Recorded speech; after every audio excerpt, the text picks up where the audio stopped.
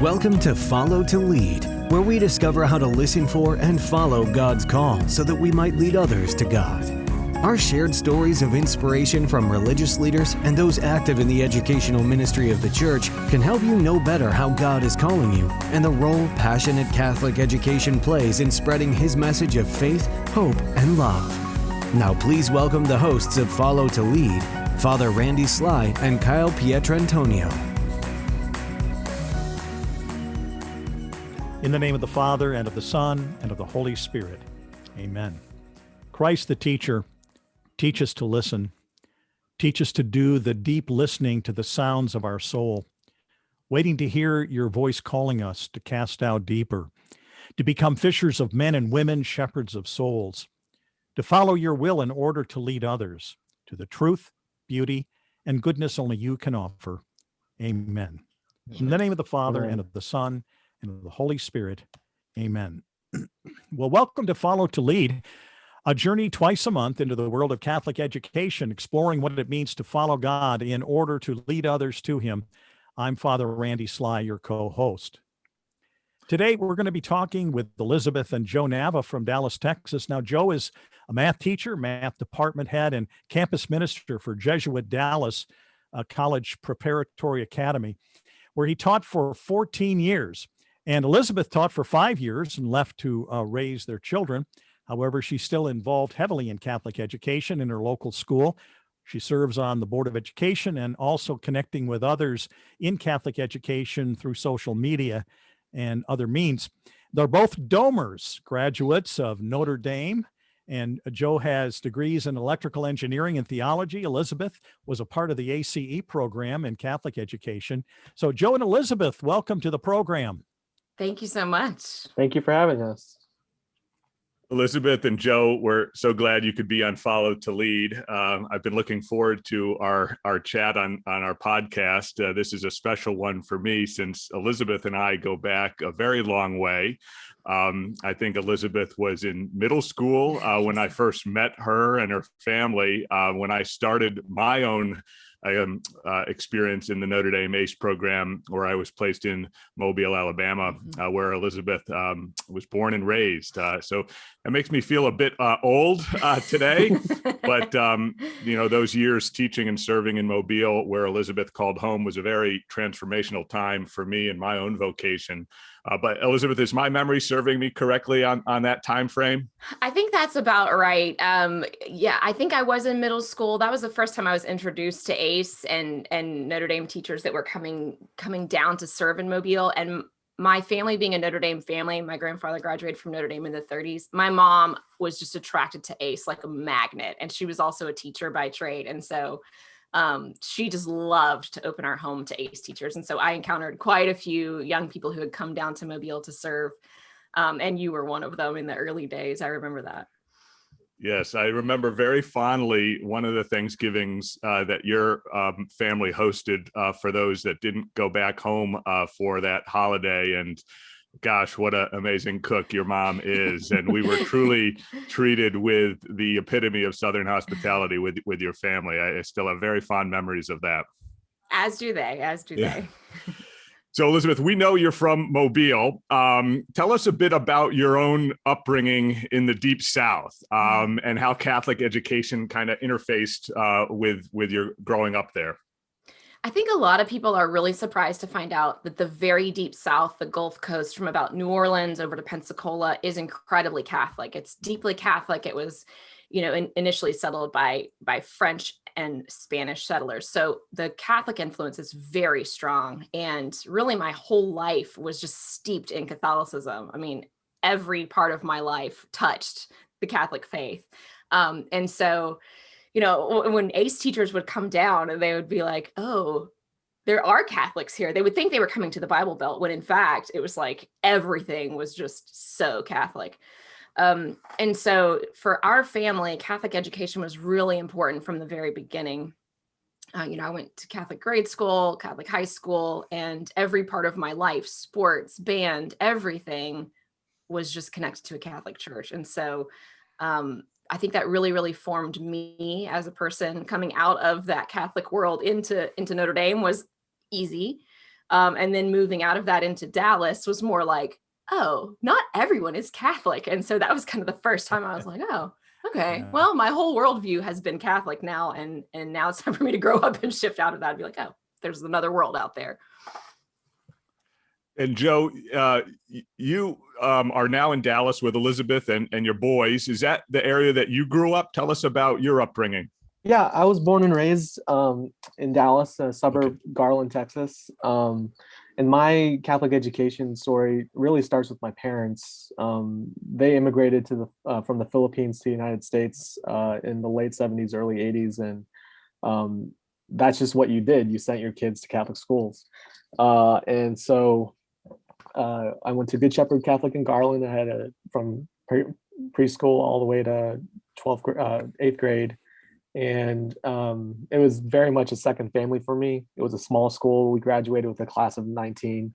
And, having those formative years and being trained really with wonderful saints of men and women who just instilled all the foundational aspects of wanting to learn and grow was powerful for me.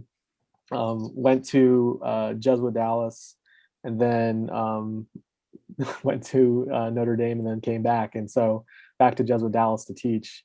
So yeah, Catholic education is very much a part of me, and it's been so important to me. And just being able to give back what I've received and how I've been formed to be an instrument of that is the reason why I'm still doing what I'm doing. Yeah. And Elizabeth, one of the things I was doing the last week or so is kind of looking around social media to kind of acquaint myself a little bit with you and Joe. And I noticed that there are a variety of interests beyond the classroom that you're involved in. You've got the catechesis of the Good Shepherd. You've got some amazing sewing projects. Tell us a little bit more about that other side of your life. Sure. Someone asked me yesterday at T-ball, so do you work? And every time I get that question, I'm like, I don't know what to do with this. Yes, I do. I don't know what that means to you, but I'll tell you what I do as work. So when I left the classroom to raise our kids, I knew I wanted to be a stay-at-home mom, but that term has kind of become just a joke because I hardly stay home. I mean, I'm going everywhere. But when our boys were little, I just felt like I needed an outlet of something productive to say that at the end of the day, all the diapers have been changed, all the dishes have been washed, all the laundry has been folded, and everything is still status quo. I don't see any forward progress. And so I found in sewing an ability to say, look, I made this thing and no one is going to eat it or make it dirty in the next 20 minutes. And so I started just a small Etsy shop, just as kind of something to, I don't know, entertain myself and give myself a project. And it's really grown. My love of catechesis, it really inspires what I do. So pretty much everything I make or sell has to do with forming kids in the home in the faith, or giving parents tools to take with them to help them, form their kids at mass, because a lot of parents don't know what to do in the pews. So I make little soft plushie toys and things like that. Or I have some banners that I sell that I see up in teachers' classrooms that have saints on them. But lately I've been getting more involved with the Catechesis of the Good Shepherd, which is a beautiful method of helping children encounter Christ through their senses. And it's really inspired by the Montessori method. And so actually this coming week, I'm going to be trained as a catechist for the first time. So I'm really excited about that. But what I got involved in was 2 atriums, or atria, I guess, which are the classrooms or the program, the space where children go for the catechesis of the Good Shepherd. It kind of ties back to the early church, where the people who were entering the faith would come to a place called the atrium. So these young children come to this atrium. Well, they needed supplies. They needed small versions of the priest's garments for the children to manipulate as they learned about the liturgy. And so I said, okay, well, I don't know how to sew these things, but I will find out. And so I did a lot of research and a lot of practice, and I've made, patterns for how to sew those things. And I've been creating those for my own children to work with, and now helping other catechists to be able to use their sewing skills to supply things for their atrium. So, you can take the girl out of the classroom, but you just really can't take the classroom out of the girl. It sounds like you really see a continuity between family and education. It's not like 2 separate worlds, but you're trying to bring both of them together. Would that be kind of how you would see how you live your life? Absolutely. And I say this all the time when we talk about how do we make Catholic schools Catholic? And, I hear people say, well, I don't want to send my kid to Catholic school because they might not turn out Catholic, or I'm worried that that school's not Catholic enough. And I always say, look, we all know that you can have the best Catholic school in the world, but if it is not happening at home, it doesn't matter if I am the best catechist you've ever had. If you're not helping your children with the faith at home, it seems like a lost effort. So yes, absolutely. It has to be, children need to be raised in an environment where there's no contradiction between what's happening in the classroom and what's happening at home. And when we give children that space where there's a continuity, where there's a partnership, where their whole worldview can be shaped in these young formative years with an understanding that's continuous, it sets them on a much better, easier path in their faith. I have to say, Elizabeth, I really enjoy, following your feed on Instagram and your stories, sprinkled with humor, but they're so accessible. We've borrowed ideas that you're doing with your boys at home. And I love how, it just truly is an embodiment of our role as parents, as primary educators and formators of our own children. Yes, we are sending them to Catholic school that do a great job, but we're partnering with them. We also need to reinforce and do things at home. So I think you're really serving a really important need that I see for young parents in our schools of how do we bridge this and find fun ways to reinforce it at home. So, I kind of kid that you're like a young Catholic virtuous Martha Stewart. You really are. You've got so much going on, from gardening and projects and home baking and organization tips, and it's just really awesome. So keep it going. Well, thank you. You have no idea how much of a compliment that is. As a young person, Martha Stewart was my idol. I have her books. I had her decor. I wanted to be Martha Stewart, but I'm glad to know I'm a little more virtuous. Please. There you go. Yeah. I mean, well, I think EWTN ought to could do a show in all seriousness, if you're open to, Elizabeth. So I'd love to brainstorm on that. Thanks. Yeah. Hey, Joe, one of the things that intrigued me is that you have a degree in theology, you have a degree in electrical engineering. Did you feel that God was calling you to do something other than teaching at first, or how was your journey into the classroom? That's a great question. And I think it's a powerful witness that I give to my students when the eyebrow raises that I get from my students and from their parents. So definitely went to college wanting to be quote unquote successful. My dad was an engineer, and all right, that's just what I'm going to do. I'm going to go study that and be successful and get a good job. And I remember my senior year being in a class and realizing, having this crisis of, this is neither interesting nor fun at all. And definitely listening to myself and that vocational calling of there's got to be more out there for me, or this isn't my calling to just work on these projects or problem solve, but also to give and give and give. And so I wanted a theology degree because I wanted to take advantage of the Catholic education at Notre Dame. And that meant I stayed for a 5th year at Notre Dame. And I always have to give a little asterisk on that, is the reason that my family could afford a 5th year is because my brother went to the Air Force Academy. So I always had to be grateful. I always had to be grateful to him, because the family money that would have gone to him just magically came to me. And so that said a lot too with my parents of we're giving you this gift of a Catholic education and run with it. And as much as you can think of the stereotype of Asians and, go be successful and make a lot of money. My parents actually turned out to be very supportive once they saw just how happy I was with studying theology and being a part of a choir and doing a lot of things in campus ministry at Notre Dame.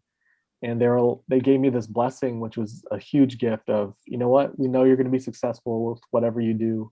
So, go for it. Be, whatever it is, we know that you'll be happy. And so I went back to my high school to try it out. and I was only going to give it 2 years, and I fell in love with it right away. And I think part of the beauty, I think, of basically having both sides is I'm telling my students that, here's this awesome thing of math, and there's order and there's beauty in it, and it helps us understand and see the world. But it also is there's clearly a beauty in God's creation, and that God is giving us a way to understand the world through math. That in a world of uncertainty, in a world of conflict, I guess, math is a very beautiful subject, because they have definitive answers, and they have there's a comfort there in being able to understand and apply that.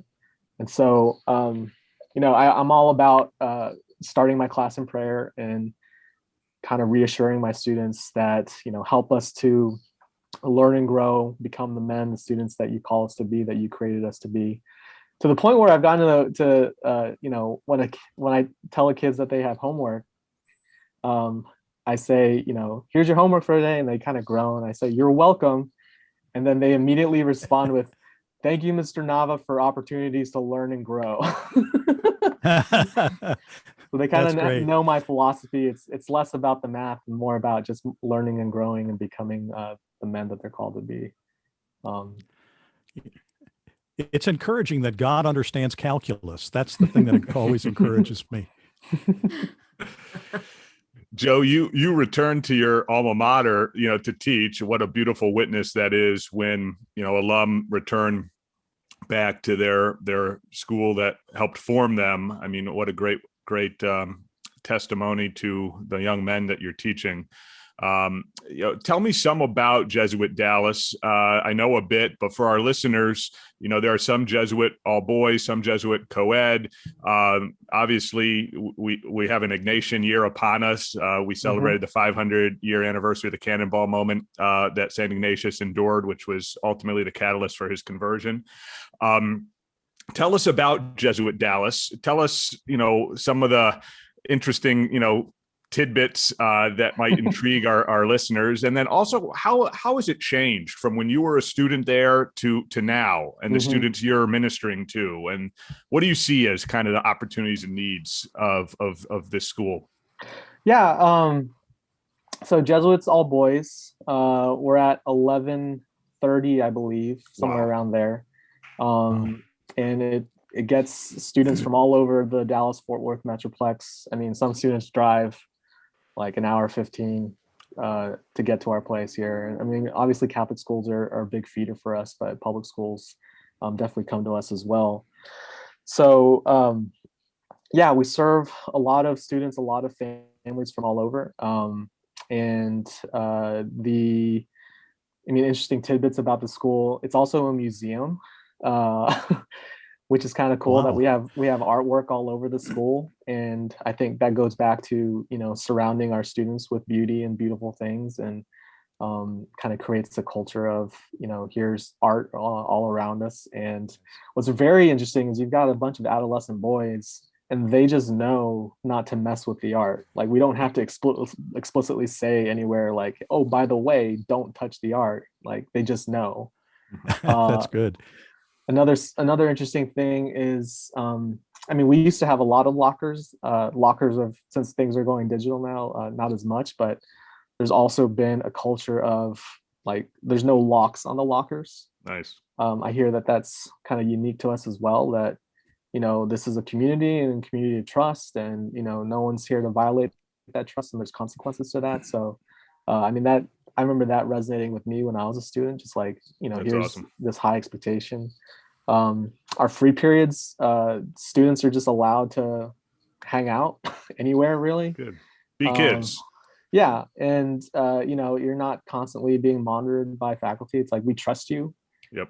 So, do what you need to do, get your work done, etc. And so it's normal to just see a handful of students just hanging out in the hallways talking, or just working on their homework and stuff. So nice. I really love how the atmosphere is geared towards, we trust you to make good decisions, and that this is a safe community that trusts each other. And then what was the other part of the question? Sorry. Just yeah, Joe, great. This is awesome. How you have felt the school has evolved and changed since you were a student and now coming back as a teacher. Yeah. What do you see kind of happening in the landscape? Yeah, the demand for our school is greater. Okay.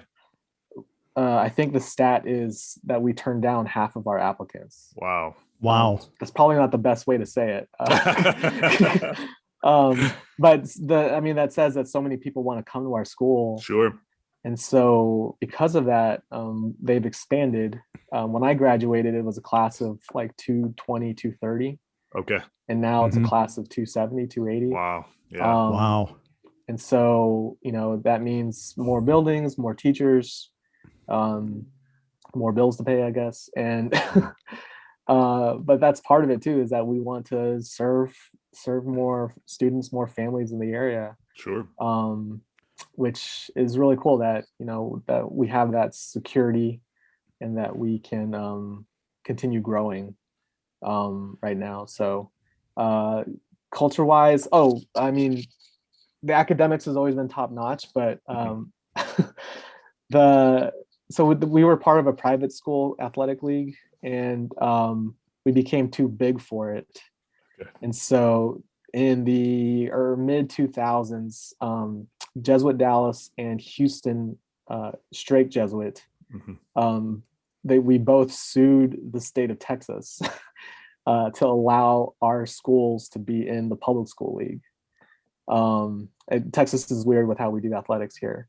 And it's because, we want to be, it's kind of like Notre Dame and being independent. We want to face the best competition and all of that. So sure. They won the lawsuit, and we're playing in the highest division. That was part of the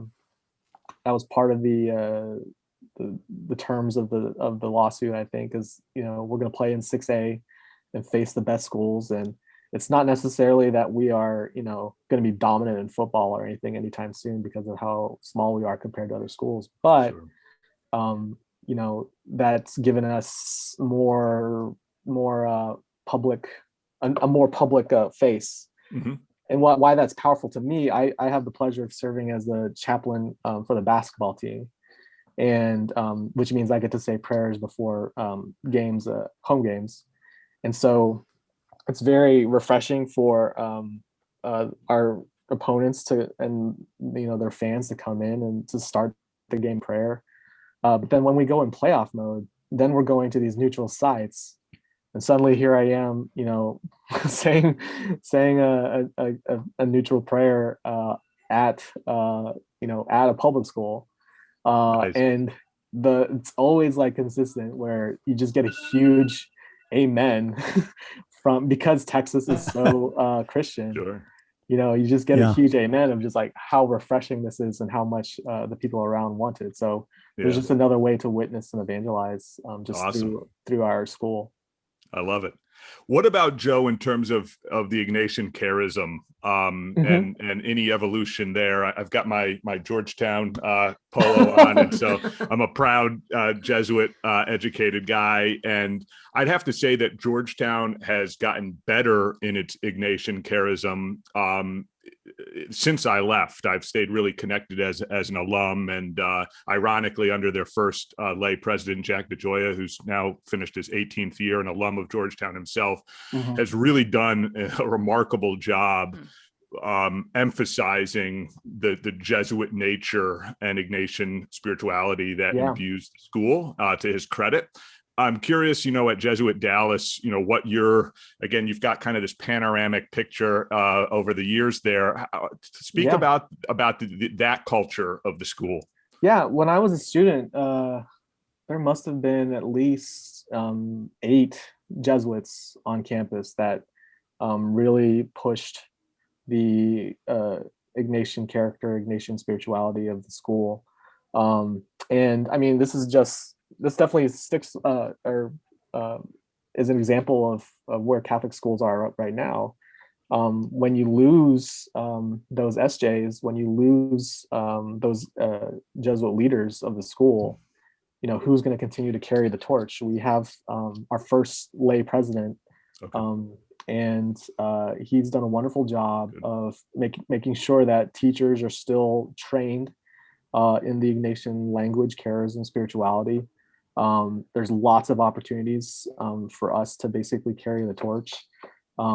And yeah, we've lost the younger Jesuits who would be scholastics, who are at a younger age, more close to age of our students, and being more relatable, and having their witness as well. And so the need for the laity to continue the Ignatian tradition is there.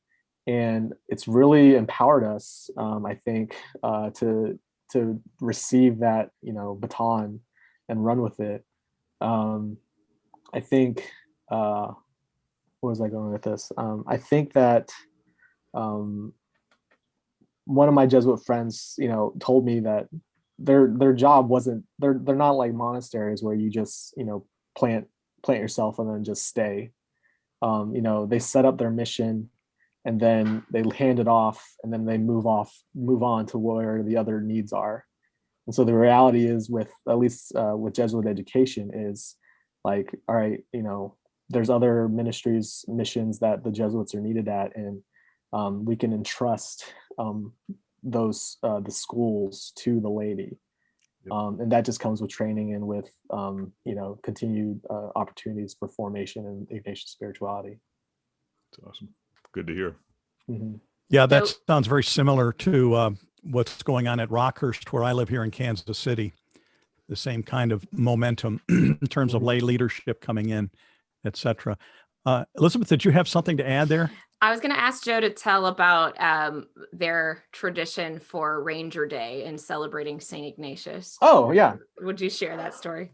Speaking of the cannonball, one of the Jesuits, before he left, started a tradition during our homecoming weekend, Ranger Day, where the freshman class, has to answer quizzes about, about St. Ignatius and all the tidbits and facts and stuff. And whoever wins that gets to, or the top scorers in that gets to run the gauntlet, which is a bunch of faculty have dodgeballs, and they run back and forth, and the teachers are pegging them, and then they get out until there's one person remaining. Okay. And the one student remaining is now St. Ignatius. I love it. So he wears armor and he has a sword. And on the day of Ranger Day, he's dressed up as St. Ignatius. And the other kids who got knocked out, they get a bunch of water balloons. And the goal is to just peg the guy until someone hits him in his right knee, I think. That's great. But just something silly to just say that this is a part of our history. And something they'll remember for the rest of their lives. It's absolutely very experiential. I love that. Yeah, that's great. And Elizabeth, just on your journey in Catholic education and being a part of the ACE program and all of that, who were the main influences early on that kind of set you on the trajectory there? Kyle was one of them. Honestly, I was waiting for you to set him up like that. Honestly, it really was the young ACE teachers that I was encountering in Mobile. I remember thinking, wow, these are some of the coolest people I've ever met in my life. So I had, I had this experience in Catholic school where my mom had taught us so well in the home, and I had a great experience in Catholic school, but I just was never really challenged very much or drawn out in my own academic abilities. Middle school came and I was like, I'm kind of acting like it's okay to be dumb. Like I want to just suppress these nerdish, bookish tendencies that I have. And there was this young woman who had come to teach in Montgomery. She served her 2 years in Montgomery and then in ACE, and then she moved to teach at St. Pius. And she was the first person who looked at me and said, it is okay to be smart and it is okay to like books. And here is Anne of Green Gables and you should read this. And we're going to have a quiz bowl team and you should come be on it because you can memorize all the presidents and you can all these things. And she kind of like gave me space and gave me a community of other people who were also secretly suppressing their love for academics. We had this like little magical after school quiz bowl team. And that changed my life. I mean, that really did change the trajectory of who I was and what I valued about myself. And so I remember thinking like, okay, she was like the best teacher I ever had. And she came out of Notre Dame and ace. And so I think I want to do that too. And my mom had been a teacher, so I always knew I wanted to teach. But when it came to the end of my time at Notre Dame, my options on the table pretty much were I was either going to do ECHO, which is the kind of sister program that's very similar that forms people to work in parishes in a kind of apprenticeship program, or I was going to do ACE. And it was just really clear to me that the call to me was I wanted to be a teacher. I wanted to teach in Catholic schools. And so that kind of it was just an easy choice. I mean, some choices in life are really hard, but I stood at that decision. I was like, well, obviously I'm going to go teach for ACE. So Did you find that same tendency in students when you began to teach, that you needed to kind of give them permission to kind of move into the academic world with more aggression and that kind of a thing? Definitely. I taught fourth grade, and it was very easy to endear fourth graders to yourself when you're like a 22-year-old teacher, right? And so they didn't need a lot of coaxing and they were mostly fine. But when I moved into teaching middle school and teaching middle school theology, that was really where I saw the opportunity. I think those middle school years are really hard. The self-identity is like, who am I? Who are my people? And how am I going to navigate this? And so definitely had more opportunities there to kind of have conversations, especially with young women. The boys were fun to banter with. You know, we talked a lot about Notre Dame football and things like that. But having opportunities with young women. And then after I left teaching, I had all these young women who became our babysitters. And that was another way, really even beyond the classroom, where I could invite these young girls that I had kind of seen something in, right? I have like 100 students to pick from, and I could pick the cream of the crop, which is a great position to be in as a teacher, to say like, okay, I know who these kids are. I know what their family life is. I want these babysitters. And then to bring them in and expose them to our family life at home and say, you know, this is how we run things in our house. And honestly, to kind of grow their own vocation as women, and kind of what you're alluding to, Kyle, of what I do on social media, say, just, this is how we run things in our home. And I hope that it's joyful, and I hope it's attractive to you. And hopefully it inspires you in your own vocation as women, and as you're growing. So yes, I did have that similar opportunity. Elizabeth, I totally can relate to the picking the babysitters and like having that kind of draft system, which we leveraged a lot. In fact, I felt guilty because I said to my wife, I said, you know, I don't know if we can use current students. I think it would create a caste system while they're going through the school. So I said, we need to rely just on local alum, you know, who are attending college. But yeah, we've benefited so much from just wonderful alum who there's just a congruence of value, right? In how they were raised and how we're trying to raise our kids. And gosh, that's wonderful to have, you know, in your community when you're raising your own children. Absolutely. Elizabeth, I'd like to hear just a little bit. You've gotten very involved in the Catholic school that your children attend. Would love to hear a little bit about that school. I think it's sponsored by or run by the Nashville Dominicans, if I recall correctly. So would love to hear a little bit about the school and your involvement there. Sure. So the school is called Mary Immaculate. It's in the very closest suburb, northwest suburb of Dallas, which is called Farmers Branch. And it is close to our house, so it was kind of an obvious choice for us to look at when we were searching for schools for our kiddos. And so Thomas went into kindergarten in 2019, fall of 2019. And so in, I don't know, January of 2019, I got a call saying, hey, we have an opening on the school board. Somehow my name had gotten around that I was involved in Catholic schools. I was serving on another board of another Catholic school that I just love so much, that serves on the margins. in West Dallas. And so somebody got a hold of that information. They're like, we want you on the board. And I was like, I've only been here for 6 months. I don't know. They're like, just say yes. I said, okay. So I came on board in, I guess, January, February, and then March 2020 happened. And so I got to watch, the just disintegration of life through the eyes of a school board member. And so it's been a wild ride. I've learned a lot, but to be able to serve alongside a Nashville Dominican sister who's our principal, as well as 2 in our school, honestly was just this sense of balm to my soul in 2020. Life was crazy at home we've got kids at home. Joe's trying to figure out, teaching from home. We're all in a pandemic, and just having sister, I mean, she wasn't Pollyanna about it. She wasn't like, oh, it's going to be fine. But she had this deep trust that we were in the care of Providence and that it was going to be okay. And we did have, nitty gritty things we had to figure out, but like underlying all of that was just her deep sense of this is going to be okay. And we are in his care.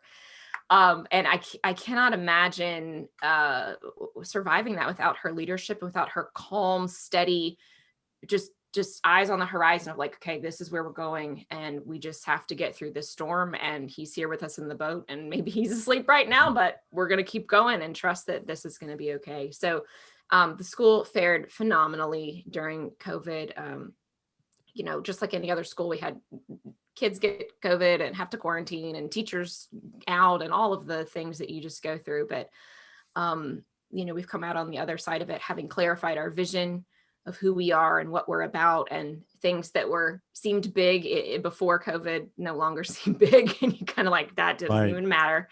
You gain a lot of perspective in that of what really matters. And so now that we're on the other side of this, and the skies are clearing, and we see like, okay, we can go back to the work that we were doing, which is establishing catechesis of the Good Shepherd, digging deep into our Catholic identity, because we already had that kind of as our, like, a lot of schools have what is your kind of branded, are you a STEM school or are you a classical school or whatever? And we've always been very deep in our Catholic identity. And so we've just doubled down on that of like, what are we going to do to make this a very truly Catholic school?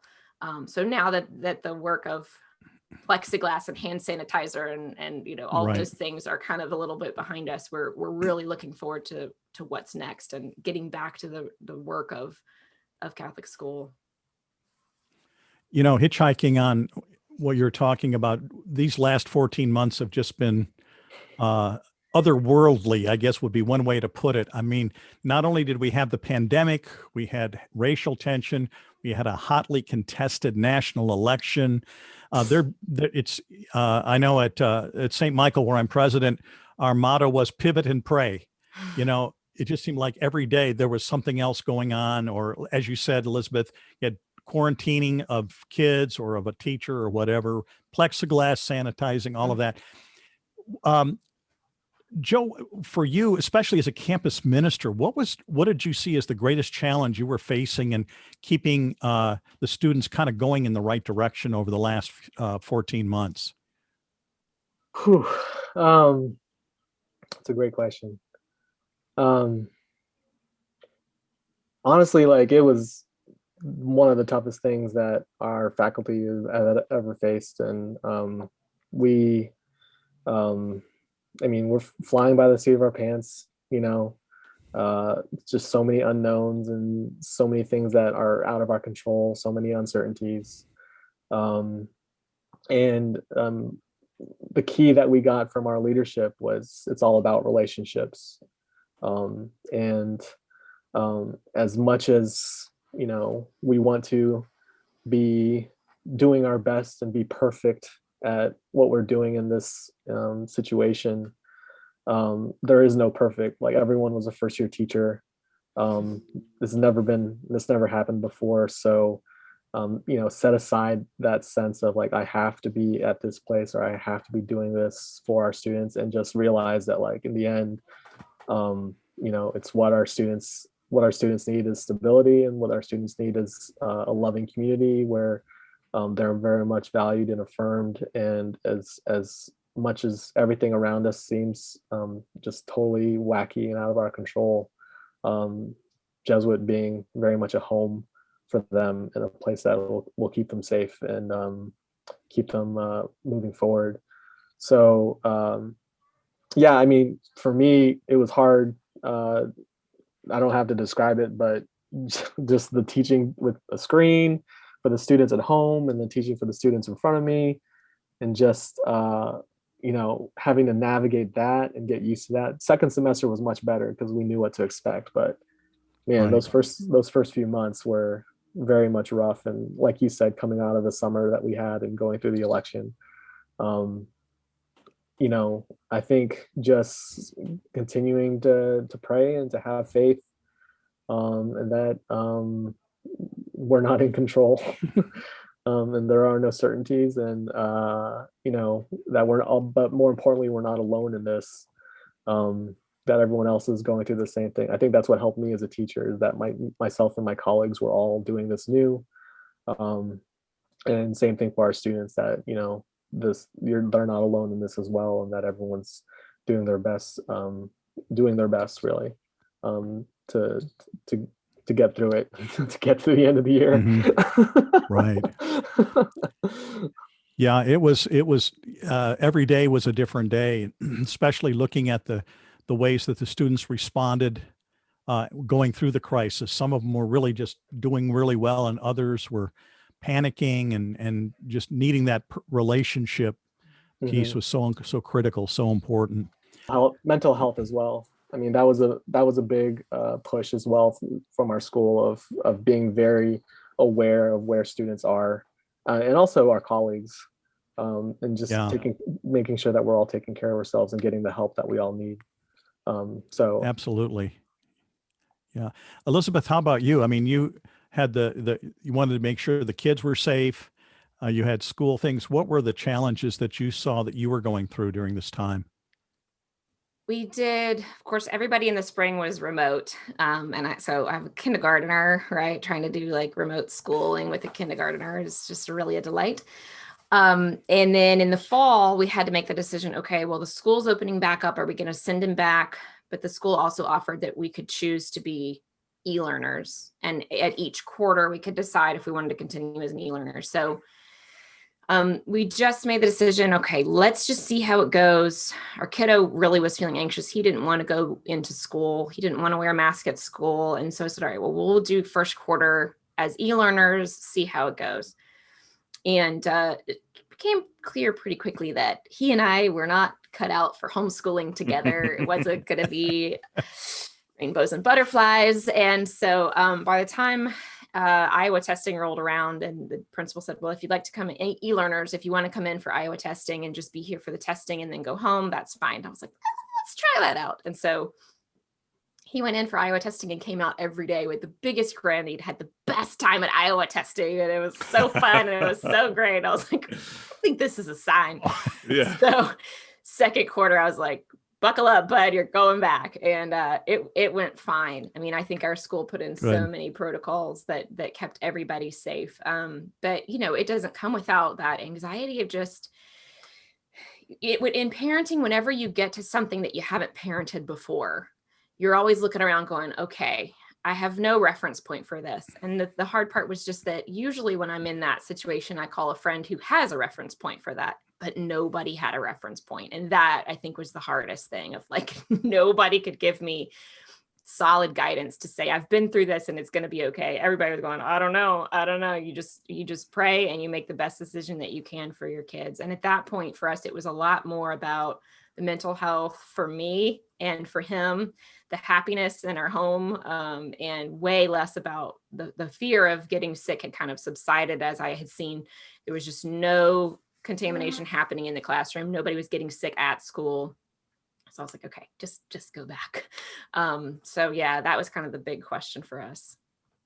Elizabeth and Joe, as we begin to wrap up our conversation today, I'd like just some of your reflections on the adage, demographics are destiny, as it relates to our American Catholic Church right now. I mean, there's been some recent polls of some rather bleak numbers and data, whether it's related to church membership going below 50% for the first time in U.S. history across all religious faiths, including our Catholic faith, as well as the precipitous decline in enrollment numbers in the K-12 schools. What insights, thoughts, words of hope perhaps might you have for our listener base who are parents who are sending kids to Catholic schools, they're Catholic school leaders?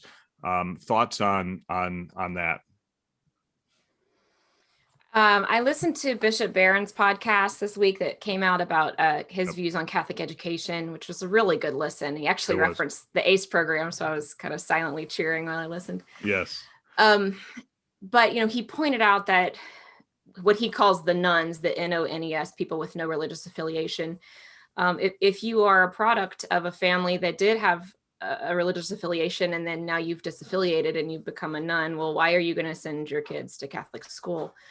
And I think what I took from his message has to do with kind of this period where we are, where a lot of people have stopped going to mass, people who were kind of just like on the bubble, and the pandemic just said like, well, we don't have to go to mass, and we're not going to go to mass anymore. But perhaps some of those people do still have their children enrolled in Catholic school, because as we've seen, one of the problems of Catholic schools is just a view of them as just another private school, or just, a way to get our kid into X, Y, or Z high school, X, Y, or Z college. So I see an opportunity for evangelization. I see an opportunity to push back against the loss of faith by creating environments in our schools where we can evangelize. And I think we need to take up that challenge to see ourselves in the work of spreading the gospel, to not just assume everybody who comes to us believes this or knows this or has heard the good news of Jesus Christ. We have to really assume the work of evangelization in our schools. And I think that if we equip our teachers and we equip our administrators with the skills of evangelization, that we will be able to make a change for the children in our walls, and hopefully also for their families. That it's not just about the child, but it's also about the family, that we have to recognize that there are people who come to us for education for their kids who are possibly hungry for the faith. They don't know they're hungry for the faith, and that we can give ourselves permission to speak to them and to speak life to them and to speak the gospel and the good news to the families, and not just in the four walls of our religion classrooms, but the math teacher can say it, the science teacher can say it, can be an encounter in a parent teacher conference, in a letter from the principal that shares the good news of Jesus Christ and invites people into the joy of living the gospel. Awesome. For me, I feel like just doubling down on our mission. It's an easy word to throw around, being countercultural. And I think definitely with the tension of, are we a private school or are we a Catholic school? Are we a private school or are we a Jesuit school? Because, as we've expanded, and as I mentioned earlier about that athletics, are people coming for the mission of the school, or are they coming, I just want the STEM stuff, or I just want the sports and all the other stuff we'll check the box on, and that's, I think, a tension that every school has, right? And what do you have to offer? But in this time of uncertainty, or it's looking grim, what gives me hope and what gives me comfort is knowing that the church has been through this before, and we've had saints emerge. I'm thinking of the Congregation of Holy Cross. I'm thinking of the Jesuits, and that mission to evangelize, to build ourselves back up. Just keep strong to the mission, and know that there are things that are in our control and out of our control, but God is working through it. And that's what gives me hope. I try not to worry too much about the numbers and the demographics, but I see that more of as an opportunity, as a challenge, and to also myself be even more committed to what we're doing. Awesome. As I'm listening to both of you, I'm just reminded of the title of Father John Ricardo's podcast, You Were Born for This. And just thinking of actually, you were born again for this, that, we as the church, we were born in a mission atmosphere, and we're back in that mission atmosphere again. And I really believe that, I really appreciate your words, because I really believe that God can prosper us in many different ways as we move forward in this new culture in which we find ourselves. And it's neat to see reversing trends in terms of how schools are now growing in many areas instead of declining. So those are all good things to think about. Well, Joe and Elizabeth, thank you so much. This has really been rich to have you with us and share your life and your perspectives on things. And we really appreciate you taking the time to be with us today. And for those of you who are watching or listening, if you haven't done already, please subscribe to our podcast and be sure to leave us a comment to encourage us on our future programming. And we also want to thank our production interns, John Sampson and Alex Shire, along with our production supervisor, Mr. Jack Alsbach, for producing this podcast. And may Almighty God bless you.